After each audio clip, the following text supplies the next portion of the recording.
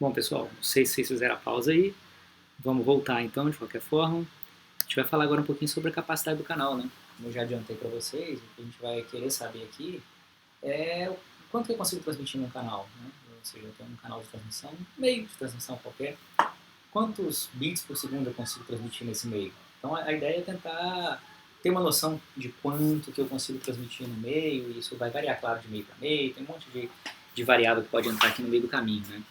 E, assim, calcular isso precisamente é um negócio meio complicado, porque a gente tem muita variável envolvida, muita coisa que a gente tem que levar em consideração, mas existem algumas aproximações. Então, tem duas muito importantes que foram criadas desenvolvidas, né, por esses dois matemáticos aqui, que foi o Nyquist e o Shannon, que são duas aproximações para a capacidade de um canal, né? Ou seja, você dado algumas características desse canal de transmissão, você consegue saber no máximo quantos bits por segundo você consegue transmitir.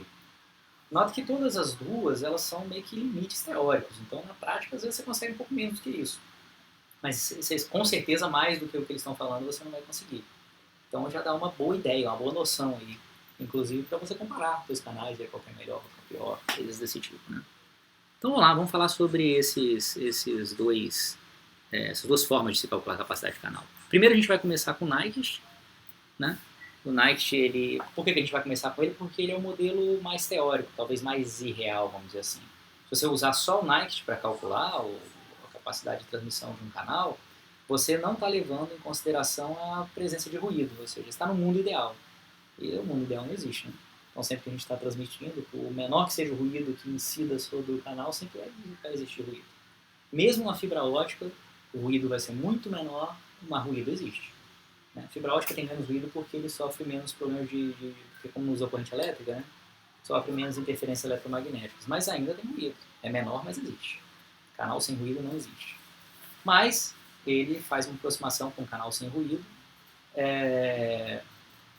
E ele leva em consideração uma questão que a gente vai, na verdade, a gente vai ter que meio que aceitar agora um pouco, porque a gente vai ver isso depois, quando a gente vai falando em modulação. É meio uma questão de ovo galinha, né? A gente tem que estudar isso aqui antes para ver modulação, mas ele é uma parte da formulação aqui para a gente entender, a gente teria que ter visto primeiro lá na modulação. Mas, por enquanto, a gente aceita um pouco, que é essa frase que tem aqui, essa segunda frase que tem aí no slide, que diz: se a taxa de transmissão utilizada é de 2B, é possível transmitir um sinal com frequência até B. Isso aí a gente tem que aceitar um pouco o que ele fala, porque ele comprovou isso na teoria da amostragem de Knight, que a gente vai ver depois. O que ele diz mais ou menos é o seguinte, que se eu tiver se eu tiver um canal que tenha uma largura de banda de Bhz, né? Seja Bhz, quer dizer, se tiver um canal que tem uma largura de banda Bhz, eu consigo transmitir até 2B bits por segundo ali. Então, se eu tiver um canal que permita transmitir 1 MHz, eu consigo transmitir até 2 megabits por segundo naquele canal. Então, é isso que ele fala, né? Isso depois a gente vai talvez entender melhor quando a gente estiver estudando a teoria da amostragem lá na modulação. Mas por enquanto, a gente tem que aceitar isso. Isso funciona para quando eu estou transmitindo um sinal em que eu tenho só dois possíveis, né? Duas possibilidades de sinal. Ou, por exemplo, se eu estiver usando a variação na amplitude, ou amplitude alta e amplitude baixa.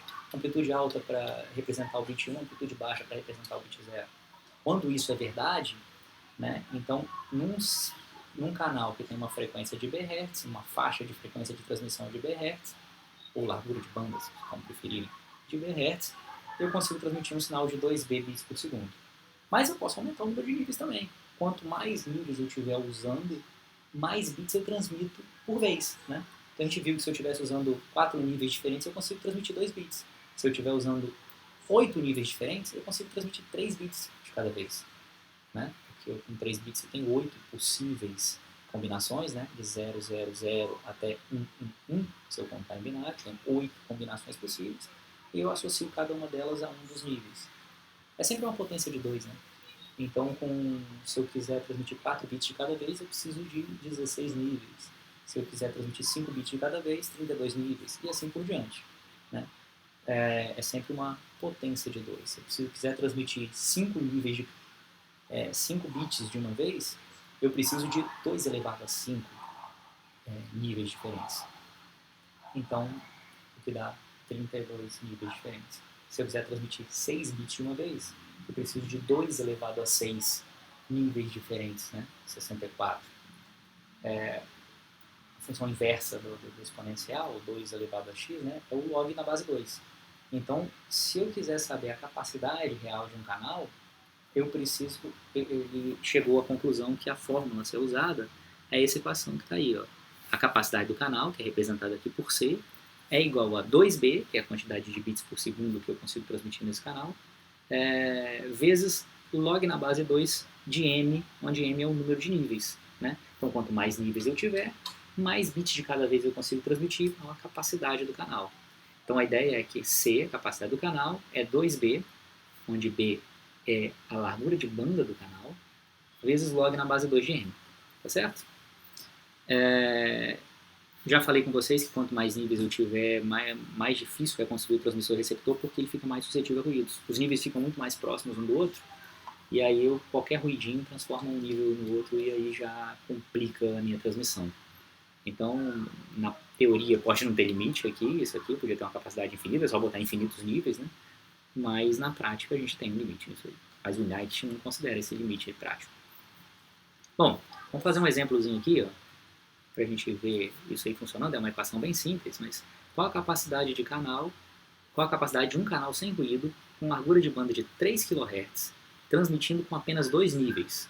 Então eu tenho só 2 níveis, nível alto e nível baixo, tem uma largura de banda de 3 kHz. Vamos ver a solução disso aí? Então vamos lá. Nesse caso, estou usando aqui a equação de Knight, que diz que a capacidade do canal é 2 vezes a largura de banda, vezes o log na base 2 do número de níveis que eu estou usando. A minha largura de banda é de 3 kHz, ou 3.000 Hz. Meu M, que é o número de níveis, são 2 níveis. Então é só substituir, substituição direta aí, né? 2 vezes 3.000 vezes log na base 2 de 2. Né? Isso aí, log na base 2 de 2 é 1. 2 vezes 3.000, 6.000. Então eu tenho 6 kilobits por segundo. Então nesse canal aí eu consigo transmitir 6 kilobits por segundo. Tá certo? Se eu aumentasse o número de níveis, eu ia aumentar a capacidade do canal. Se vocês testarem aí, por exemplo, para 4 níveis ao invés de 2, eu vou dobrar a capacidade do canal, né? Porque eu vou ter logo na base 2 de 4 que vai ser 2. E aí eu vou multiplicar esses 6.000 por 2, vão ser 16 kilobits por segundo. E assim por diante. Se eu for aumentando a quantidade de níveis, eu vou aumentando a capacidade do canal. Assim como se eu aumentar a largura de banda. Beleza? Vamos seguir então para o próximo. Esse é bem teórico, assim, não tem, bem difícil chegar nessa capacidade de canal aí, né? Ela é bem teórica, não leva o ruído em consideração.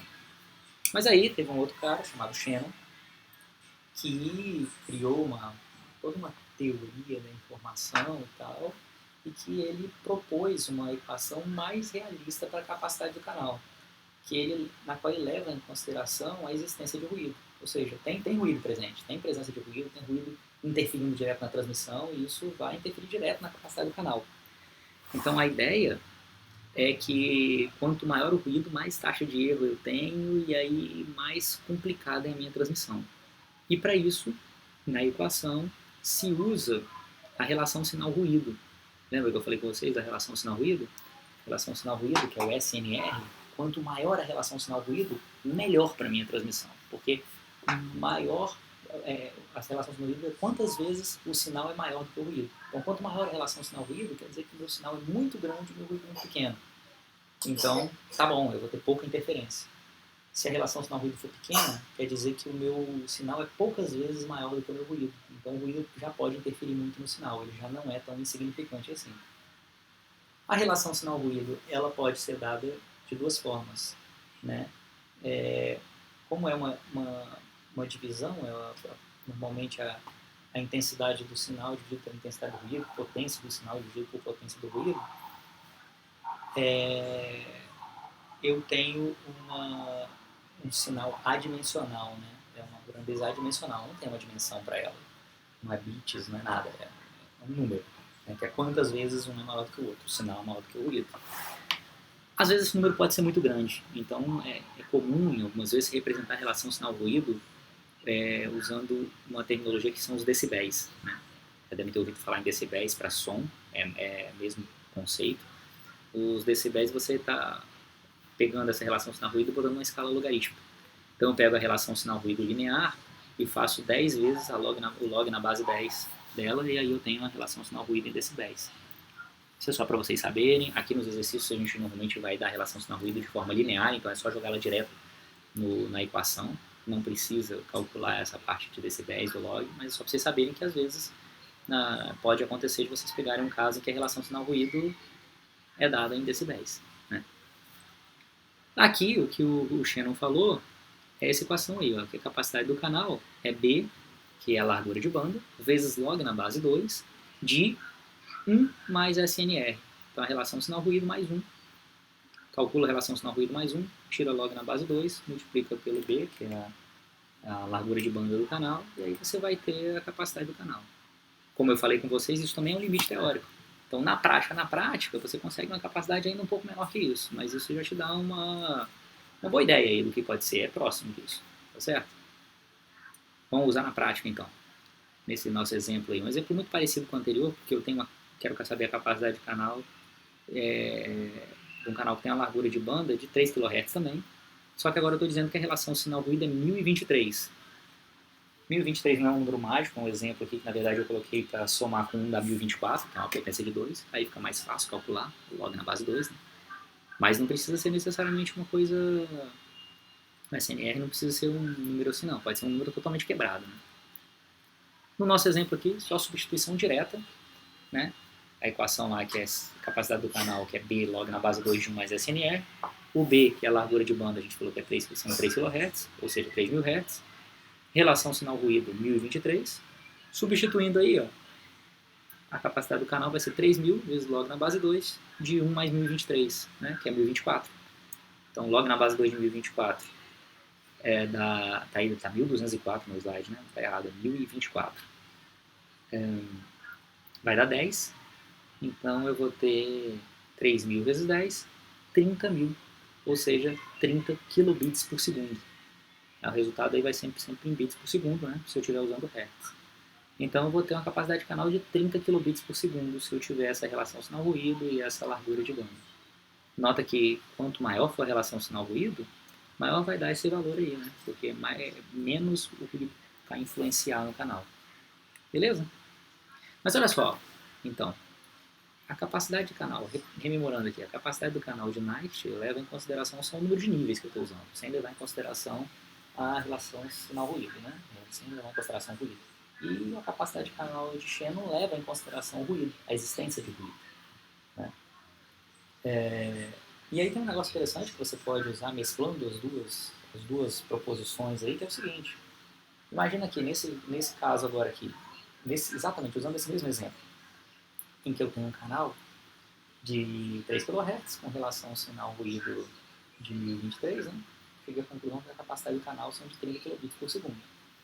Na hora que eu vou transmitir aqui, eu tenho que pegar o sinal que eu vou transmitir e eu posso usar vários níveis diferentes. Até quantos níveis eu consigo utilizar aqui?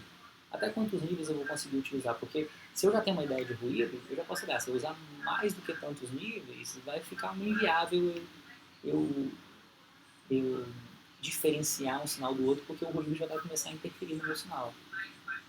Claro, então, na verdade, quando você pega as duas equações e coloca uma certa equivalência entre elas, eu consigo dizer o seguinte, por um canal que tem largura de banda de 3 kHz e relação sinal-ruído de 1023, no máximo quantos níveis eu consigo utilizar numa transmissão, conseguiria utilizar numa transmissão real? Né?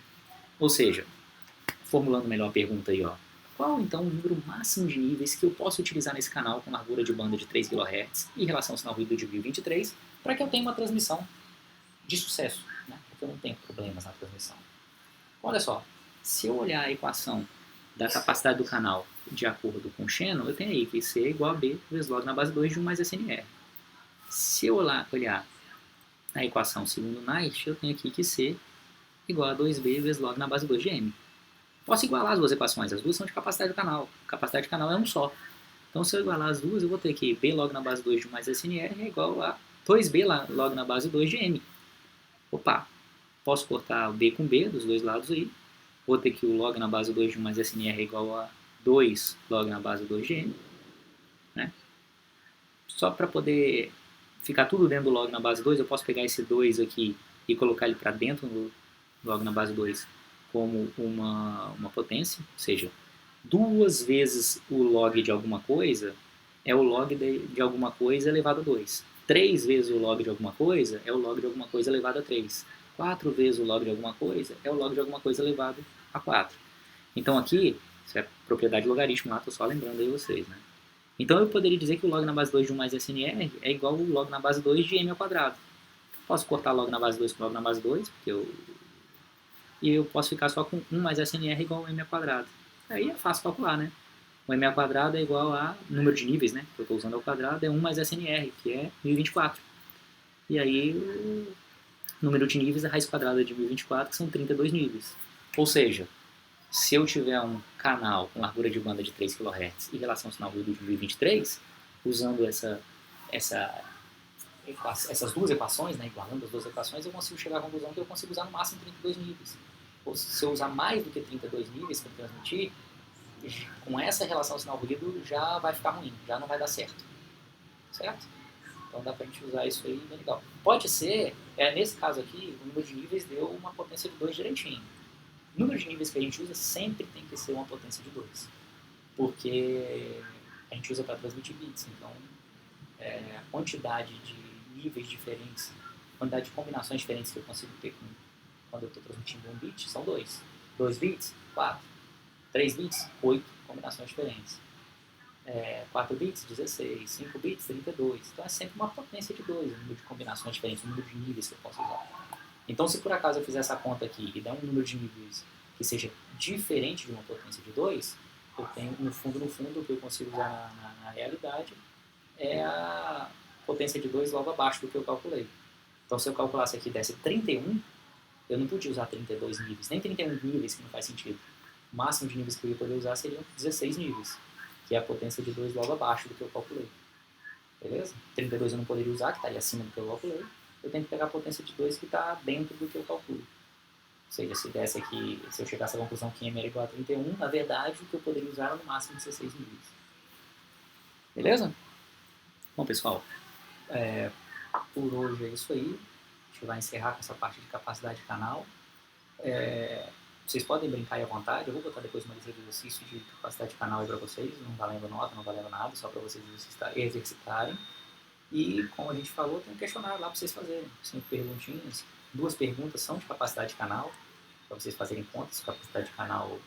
E aí vocês fazem uma continha lá, veem se vocês conseguem chegar ao resultado esperado. E acho que é um bom teste aí para a gente ver. Se tiver qualquer dúvida, depois a gente vai tirando, tanto pelo chat, quanto na próxima aula também. Eu vou estar disponível para isso. Também pelo chat, né?